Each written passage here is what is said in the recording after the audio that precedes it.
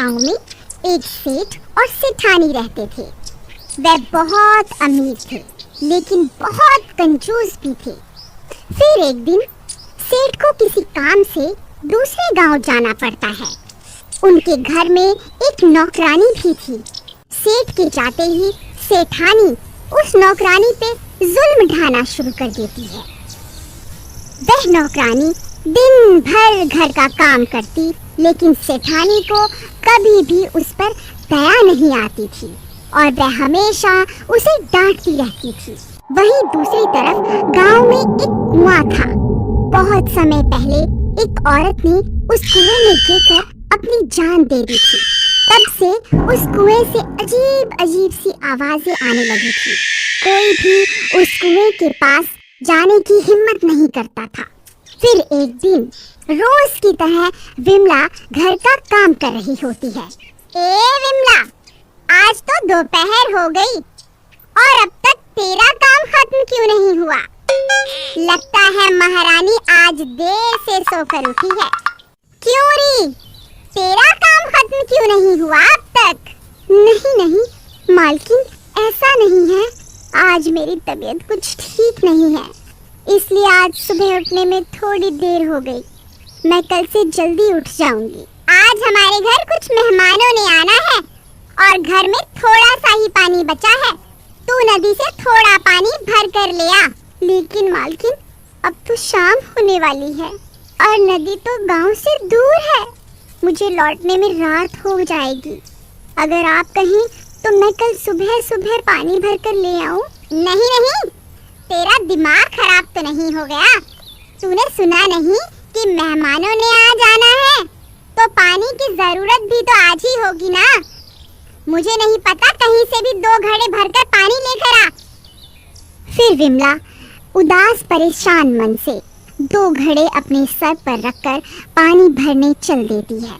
थोड़ी दूर चलने पर वह उसी चुड़ैल के कुएं के पास से गुजरती है। अरे, ये तो शाम हो गई।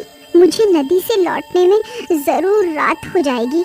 क्यों ना इसी कुएं से पानी भर लूं? नहीं, गांव वाले तो कहते हैं कि ये भूतिया कुआं है। इस कुएं के अंदर चुड़ैल रहती है। अब क्या करूं? अगर नदी से पानी भरने जाऊंगी तो लौटते वक्त अंधेरा हो जाएगा। नहीं, इसी कुएं से भर लेती हूँ। फिर वह उस कुएं के पास पानी भरने पहुंच जाती है। जैसे ही वह उसमें झांक कर देखती है, उसे उस कुएं में से अजीब अजीब सी आवाजें आने लगती हैं। कोई है? मेरी मदद करो, मैं इस कुएं में गिरी हुई हूँ। कोई मेरी जान बचाओ, मेरी मदद करो। अरे, ये कौन है? ये तो कोई लड़की की आवाज है। लगता है इसे मेरी मदद की जरूरत है। तुम कौन हो? तुम इस कुएं में कैसे गिर गई? क्या तुम मुझे सुन सकती हो? फिर जैसे ही विमला कुएं में झांक कर देखती है, तभी वह कुएं की चुड़ैल उसे कुएं के अंदर खींच लेती है। बचाओ, कोई है? कोई मेरी जान बचाओ। हे भगवान, मेरी मदद करो। तभी विमला के सामने एक चुड़ैल आकर खड़ी हो जाती है। विमला बहुत डर जाती है। आज बहुत सालों के बाद कोई इस कुएं की तरफ आया है। मैं कब से इसी कुएं में इंतजार कर रही थी। आज जाकर मेरा इंतजार खत्म हुआ। मुझे छोड़ दो, मुझे जाने दो। गांव वाले सही कहते थे, इस कुएं में चुड़ैल का वास है। तभी वह चुड़ैल विमला के शरीर में घुस जाती है और फिर वह चुड़ैल कुएं से बाहर निकल आती है। फिर वह दोनों खाली मटकों को अपने सर पर रखकर वापस अपने घर की ओर चल देती है और थोड़ी देर में घर पहुंच जाती है। घर पर मेहमान आ चुके होते हैं। ए विमला, जल्दी जाके सारा पानी रसोई घर में रख दे और जल्दी से हम सब के लिए भोजन तैयार कर दे। मेरे भाई को पनीर की सब्जी बहुत पसंद है। चल निकल यहाँ से। तेरी इतनी हिम्मत, मुझे हुक्म देती है? ले, खुद ही भर के पानी ले आ इसमें। इतना बोलकर वह दोनों घड़ों को जमीन पर पटक देती है। अरे दया रे, इसकी हिम्मत तो देखो। भाभी, आपने अपनी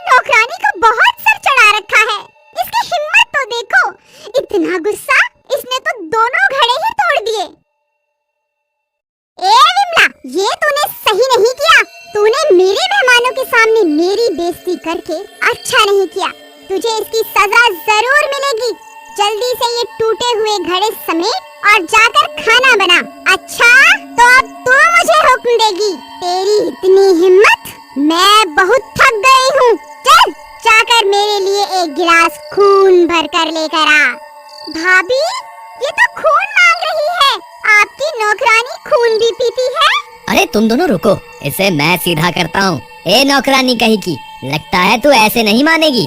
तभी बबलू चुड़ैल के बाल पकड़ लेता है और जोर जोर से उन्हें खींचने लगता है। क्यों?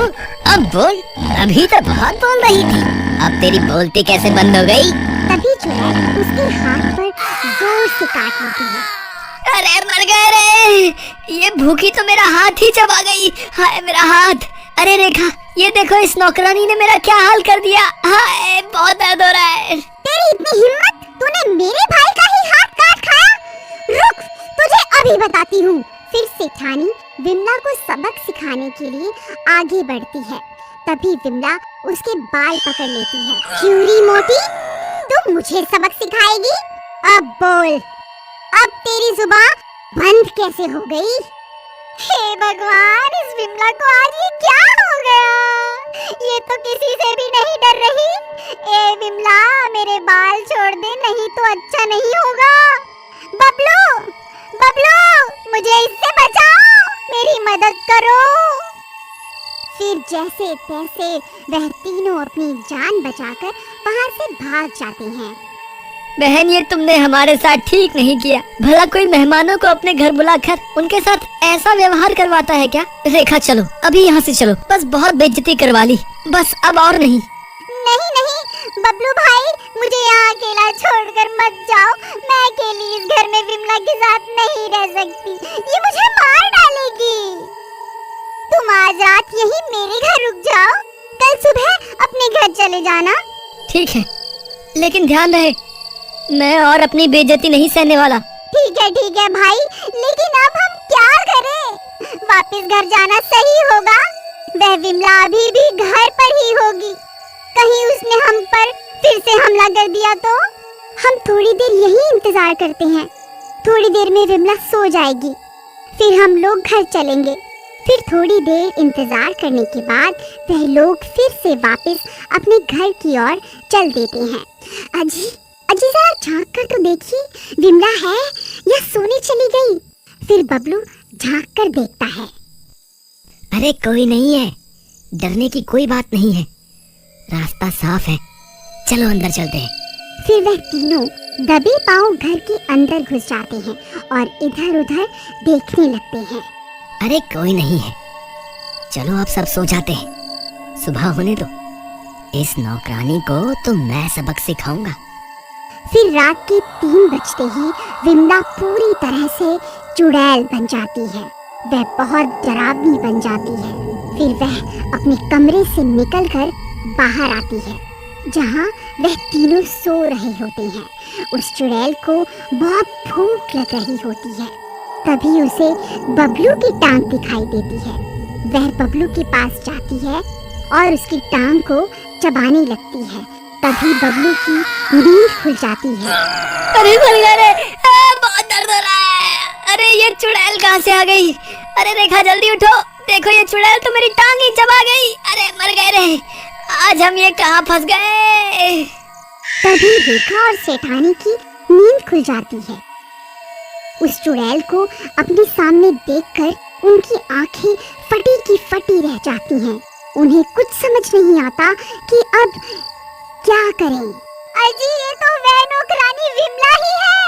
ये तो चुड़ैल बन गई। हम तो अच्छे भले अपने घर जा रहे थे, इस सेठानी की वजह से हम भी इसके साथ यहाँ फंस गए। अजी कुछ कीजिए ना। अरे मैं क्या करूं भगवान, ये तो हाथ धोकर मेरे पीछे ही पड़ गई है। पहले मेरा हाथ चबा डाला, अब मेरी टांग खा गई है। हाय बहुत दर्द हो रहा है, हाय मैं मर गया। मैं बहुत सालों से भूखी हूँ। अब मैं तुम तीनों को अपने कुएं में ले जाकर खाऊंगी। हा हा हा हा हा हा। तेरी टांग तो बहुत स्वादिष्ट थी। सबसे पहले तुझको खाऊंगी। अरे मर गए रे, ये तो सबसे पहले मुझे ही खाने को बोल रही है। अरे भागो, अपनी जान बचा कर भागो। अरे भागो रे, ये चुड़ैल तो पागल हो गई है, आज ये किसी को नहीं छोड़ेगी। अजी रुकिए, हमें यहाँ अकेला छोड़कर कहाँ जा रहे हैं? फिर वह दोनों भी बबलू के पीछे पीछे भागने लगती हैं। अजी ये आपने ठीक नहीं किया, मैं तो आपको बहुत बहादुर समझती थी। आप तो एक नंबर के डरपोक, आप मुझे वहाँ अकेला मरने के लिए क्यों छोड़कर आए? फिर इतना शोर शराबा सुनकर कुछ गांव वाले वहाँ पहुँच जाते हैं। अरे भाई क्या हुआ?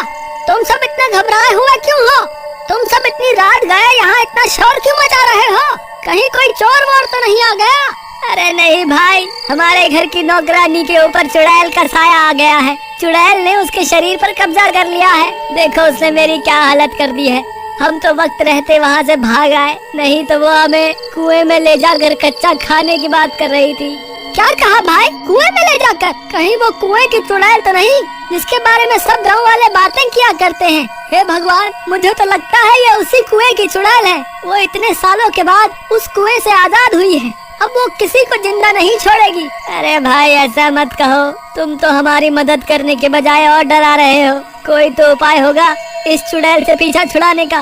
भाई अगर हमें उपाय पता होता तो हम पहले ही इस चुड़ैल से छुटकारा न पा लेते। लेकिन भाई हमें कुछ ना कुछ तो करना ही होगा। वो चुड़ैल किसी भी वक्त यहाँ आती होगी, जल्दी से कोई तरकीब सोचो। कोई तो रास्ता होगा। इस चुड़ैल की कोई ना कोई कमजोरी तो जरूर होगी। ये चुड़ैल हमें कुएं में ले जाकर खाने की बात कर रही थी। चलो हम उसी कुएं के पास चलते हैं। और फिर वह सब लोग उस कुएं की ओर चल देते हैं और कुछ ही देर में वह लोग वहाँ पहुँच जाते हैं। अजी मुझे तो लगता है हमने यहाँ आकर बहुत बड़ी गलती कर दी। ये कुआं तो उस चुड़ैल का घर है, वह यहाँ जरूर आएगी। मुझे लगता है हमने यहाँ आकर अपनी मौत खुद ही तय कर दी है। ऐसा कुछ नहीं होगा, मुझे लगता है ये कुआं ही उस चुड़ैल की सबसे बड़ी कमजोरी है। ये उसका घर है। उसने सालों तक इसी कुएं में रहकर इतनी सारी शक्तियों को हासिल किया है। अगर हम इस कुएं में आग लगा दें तो जरूर उस चुड़ैल की सारी शक्तियाँ खत्म हो जाएंगी। चलो हमें देर नहीं करनी चाहिए, जल्दी से इस कुएं में आग लगा देते हैं। इसके अलावा हमारे पास कोई और तरकीब भी तो नहीं है। फिर वह सब मिलकर सूखी घास और पेड़ की सूखी टहनियों को उस कुएं में डालने लगते हैं। तभी उन्हें डरावनी आवाजें आने लगती हैं। ये कैसी आवाजें हैं? कहीं वो चुड़ैल यहाँ तो नहीं आ रही? अरे मर गए रे, वो देखो वो चुड़ैल तो यहीं आ रही है। हाल तू जलाल तू, आई बला को टाल तू, हाल तू जलाल तू, आई बला को टाल तू। हे भगवान हमारी रक्षा करो। तभी उन्हें दूर से वह चुड़ैल आते हुए दिखाई देती है। वह सब लोग उसे देखकर बहुत डर जाते हैं। ए गाँव वालों, अच्छा हुआ तुम मुझे यहीं मिल गए। तुम सबकी मौत तुम्हें यहाँ खींच कर लाई है। ए चुड़ैल, हम तुझसे नहीं डरते। मुझे तेरी कमजोरी के बारे में पता चल गया है। तू हमारा कुछ नहीं बिगाड़ सकती। मैं तुझसे नहीं डरता। रुक, तुझे अभी मजा चखाता हूँ। बबलू भाई थोड़ी कम हेकड़ी झाड़ो, ज्यादा हीरो मत बनो। जिस तरकीब को लेकर इतना उछल रहे हो ना, अगर वो तरकीब फेल हो गई तो सबसे पहले ये तुम्हें ही कच्चा खाएगी। चल डरपोक, चल भाग यहाँ से। तभी बबलू एक मशाल में आग जलाकर उसे कुएं में फेंक देता है। देखते ही देखते कुएं से आग की बड़ी बड़ी लपटें उठने लगती हैं। ए मूर्ख इंसान, ये तूने क्या कर दिया? नहीं नहीं, ऐसा नहीं हो सकता। अरे मर गई रे, ये मुझे क्या हो रहा है?